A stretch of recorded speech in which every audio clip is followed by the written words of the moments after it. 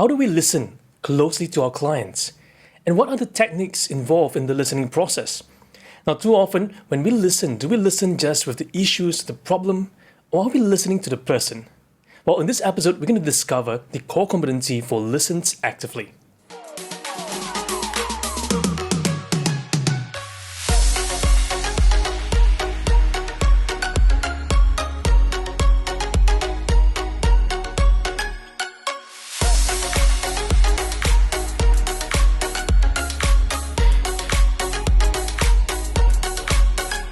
Well, welcome to Coaching Changes Lives. My name is Jedi. I'm so glad you can join us this week. Now, if you're new to our channel, do remember to hit the subscribe button and hit the notification bell to stay tuned with all the latest updates that we have for you. Now, in our channel, we hope to present to you many different tools and techniques to improve your conversation, improve your communication skills, and even improve your relationships, the way you converse, the way you understand yourself, and the way you understand others. Now, this channel is dedicated for people like speakers, conversationalists, coaches, mentors, and whoever who's out there looking to improve your conversations. Now, what we'll do in this whole channel as well, we'll break down, real life issues, real life videos, and we will also have demonstrations of how to execute some of these techniques we'll be covering. Now, a while ago, the ICF has actually updated the ICF Core Competencies. So as such, we are presenting a whole new range of videos to address some of those latest updates. Now, in particular, this whole competency known as listens actively. Now, in the past, it's known as listens actively or actively listens or active listening. So the notion then becomes just the listening process. But in the whole conversation, are we just listening to ourselves? Are we listening to the client, or are we listening to an entire flow process? Are we also listening to the environment? Are we listening to the emotions? Are we listening to the state changes in the client's world? What are we listening to, and where are we listening from? So this video, we're going to break it down just that, and I hope you stay tuned all the way to the end because you want to uncover all the different nuggets of truth in the process of listening. Now, so whether you're a professional coach, maybe you're going on your journey from ACC, PCC, MCC, or maybe you're just starting out and wondering, what is this core competencies all about, and do I really need them? So it doesn't matter if you're a professional coach, a leader, or maybe an educator or a parent, this video is for you.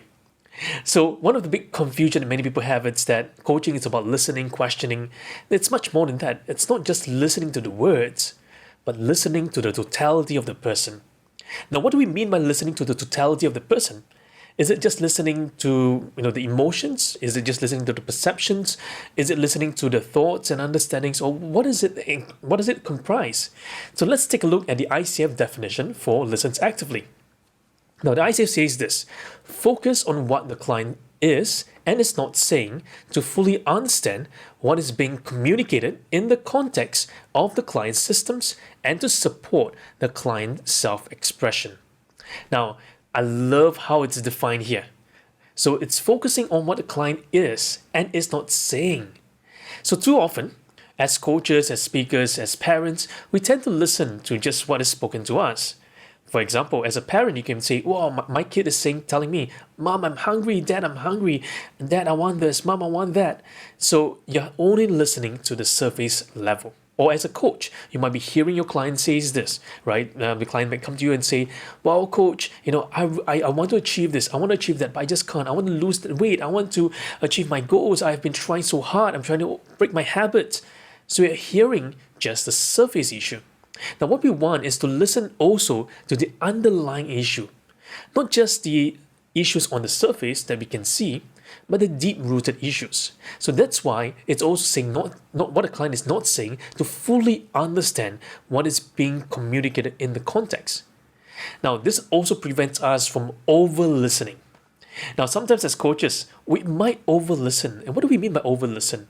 So it could be that we might overimpose our own worldview on the client as we're listening, or sometimes this notion of projection into the client's world.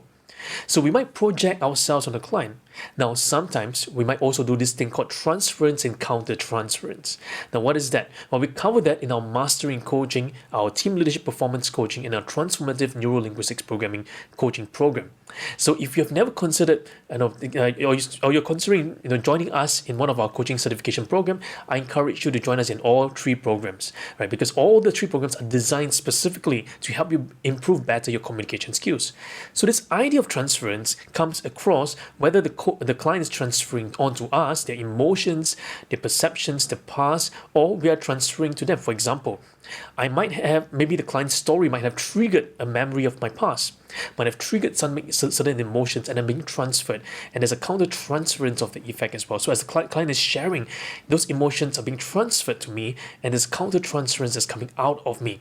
And that's being imposed back to the client. Sometimes this projection of emotions, projection of thoughts or states might be affected by what the client is sharing. So have you been in a situation before when a client shares with you a story maybe of their childhood, maybe of an abuse that happened, maybe because of certain bullying cases, and because that resonated so deeply within you, it kind of got you affected in that moment. And in that process, when you're listening, you're no longer listening to the entirety of the client in their context. You're listening beyond that context to include yourself in the picture.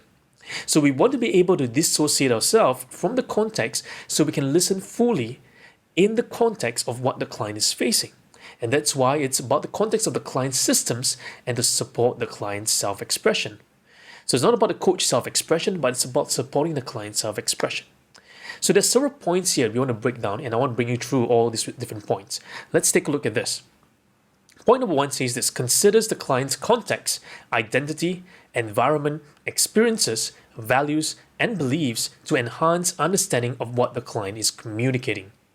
Number two, it says this: reflects or summarizes what the client communicated to ensure clarity of understanding. Recognizes and inquires when there is more to what the client is communicating. So what is it saying here? Now let's break this down in much more detail. So it considers the client's context. So where the client is, where's the client coming from? Because sometimes you may have 10 clients telling you, I want to lose weight. Now, if we straight away use a templated response, which is what most coaches or most coaching schools teach you, is that we tend to, whatever response we hear, we tend to inject a certain process, a certain thought, a certain templated response. But templated response is not responding to the client. You're not being responsive. You're responding with a template. So what you want is begin to respond in the client's context.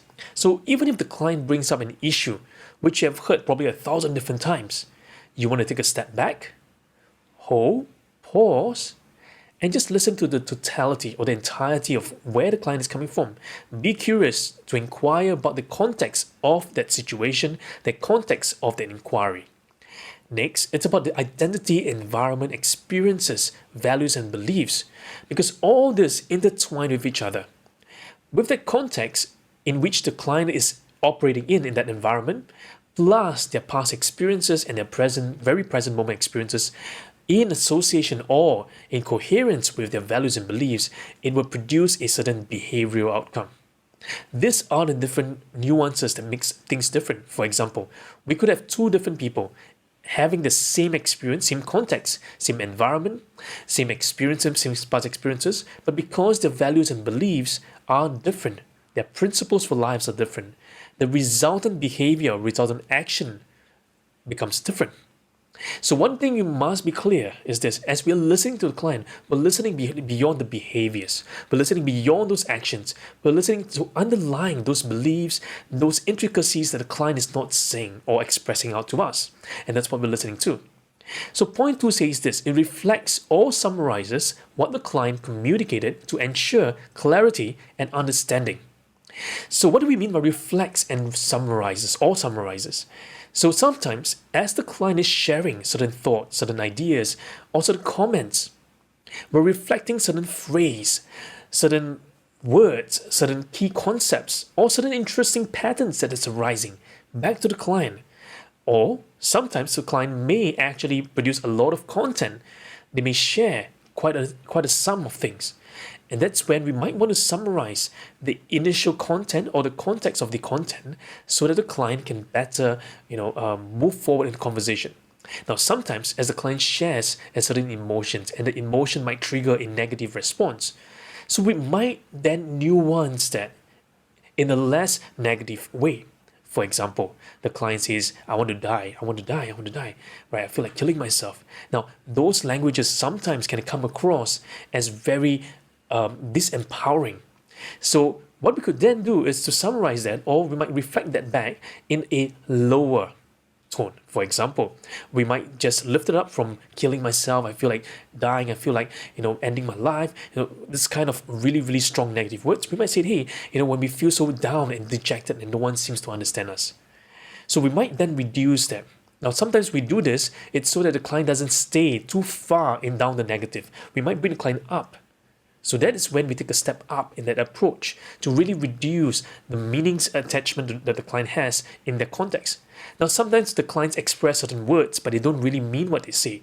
They're expressing the emotions on the inside of them. As such, this competency also ties in very nicely with setting up a safe environment for the client. So, one of the other things in point number 3 says this: recognizes and inquires when there is more to what the client is communicating. So that's when sometimes as you're hearing the client, are you noticing different congruence or incongruence? Are the things the client's saying coherent to whatever else the context is? For example, the client may tell you, say, well, coach, I've been thinking about losing weight, but I really want to spend more time lying down watching TV. And I believe that I can watch TV and lose weight. Now, in that process, we want to hear and listen beyond. There's two differing or seemingly different points. One is about resting, another is about working out, exercising, and these seem to be pulling the client apart. So when we hear such context, we want then to reflect back to the client and ask the client questions and say, hey, I'm hearing you. I'm hearing that this is causing this, and this is causing that sense of tension within you. So that is a sense of coherence. Are they coherent to each other? Are the things the client say coherent to each other? And that's when we inquire deeper with the client. Next, point number 4 says this: notice, acknowledges, and supports the client's emotions, energy shifts, non-verbal cues, or other behaviors. Integrates the client's words, tone of voice, and body language to determine the full meaning of what is being communicated. Notices trends in the client's behaviors and emotions across sessions to discern themes and patterns. So I love these 3 parts here, and this is the key to masterful listening and masterful questioning. Questions come from the place of listening. It's more important to listen than to ask and ask and ask, because in the process of listening, we're able to draw out interesting beats that the client is not saying, or maybe the client's not aware. And that's when we're reflecting back to the client. So that's why you have this thing called notices, acknowledges, and explores the client's emotions, energy shifts, and non-verbal cues. So for example, the client might start off with a very high energy, but as the client is sharing certain things, the energy dips. The client's expression begins to becomes more solemn. Maybe the client becomes more dejected. You notice the shoulder bending forward. You notice maybe the mouth is actually tilting downwards. Maybe the eyes are more strained.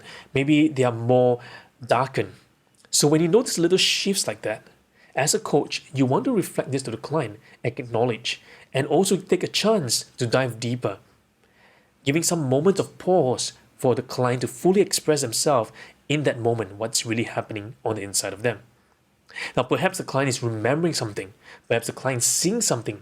Maybe the client is feeling something on the inside and they're trying to get those things out. What are they? Next, it's about integrates the client's words, tone of voice, body language to determine the full meaning of what is being communicated. So when we try to integrate the client's words, tone of voice, body language, we're trying to see, are these all aligned? Because sometimes the tone of voice and the body language don't seem to match. For example, if the client's folding their arms and they're leaning backwards and they're saying, I'm happy, but their mouth is going downwards. So are what they're saying congruent to what their body is actually experiencing? Now, sometimes it might not mean anything. It might mean that the client is cold, but it's really good for us as coaches to explore deeper in that context, a sense of alignment for the client. Now, we're not saying to prejudge a certain body language. Now, today we have many people going around saying that certain body language, certain gestures mean certain things, certain facial expression means certain things. Now, there might be some extent, some truths about that, but generally, when people fold their arms, it doesn't mean anything. What we want to do in the coaching process is to calibrate the changes and moment by moment changes in the whole conversation. It's not about just trying to impose a certain thought. It's not just trying to impose a certain idea in the process. It's about giving a chance for the client to really fully express. And we're trying to find alignment between what is spoken, what is said in that whole journey process. Now, notices trends in the client's behaviors and emotions across sessions. So that's when, as a coach, you're not doing one session with the client, you're doing multiple sessions. Are you noticing a change? Is the client getting happier? Is the client getting more empowered from session to session? Or across the sessions, do you notice things are changing? Or are there sessions when the rhythms go up and goes down and goes up and goes down and it feels like the client is struggling? Now you can bring all this, you can bring your sense of discernment in the coaching conversation to bring across different sessions learnings. Now remember, the listening process is not listening just to the session, you're listening to the entirety of where the client is coming from, what they're presenting to you as a coach, and how you're using those information to help move the client forward. Remember, as a coach, what we're trying to do in this whole process when we're listening is not to show how good we are, it's not to pick or to pinpoint errors in the client's thought process. No. When we're listening, it's for us to inquire deeper with the client. In the process of inquiring, that's the heart of coaching. The heart of coaching, it's coming from a place of care, it's coming from a place of empathy, it's coming from a place where we truly, truly want the best for the client. It's coming from a place of listening to the greatness within. It's listening to the hidden potential that is yet to flourish. So sometimes in the coaching process, we might take ourselves out, dissociate ourselves, and listen closely to what are the context the client is sharing. Now, in the coaching program, in Mastering Coaching or the Transformative Neuro-Linguistics programming, that's when I teach coaches the power of dissociative language. Now, in fact, I have a video on that, on dissociative language versus associative language. That's when we break down the different forms of languaging. When we listen to a dissociated state, dissociated language, are we able to separate ourselves from the context, from the emotions, from being sucked into the content? Now, too often, when a client shares an information, we might get so excited, we might get so engaged that we might flow or fall into the content and we might get trapped into the little rabbit holes. What coaches want to do is to be careful of those little rabbit holes because those rabbit holes might distract us from the real issues that is at hand. So in the coaching process, you want to learn the power of dissociative language, which we'll cover in the Transformative Neuro-Linguistics program. Now, in fact, these are just the surface of the entire competencies that we've covered here today. Now, if you join us in our group mentor coaching process, where we take you through a mentoring journey for ACC, PCC, MCC mentoring, we'll go deeper in them. We will explore the PCC behavior markers. If you're going for MCC, we'll look at the MCC characteristics and how to get a more masterful conversation with your clients. Now, if you enjoyed this video, hit the thumbs up, share this with a friend, tag someone below. If you have questions, leave them down below in the comment section and I'll hope to get back to you on some of the questions you may have. Now, one of the best things you can do for us, or if you enjoyed this video, is share.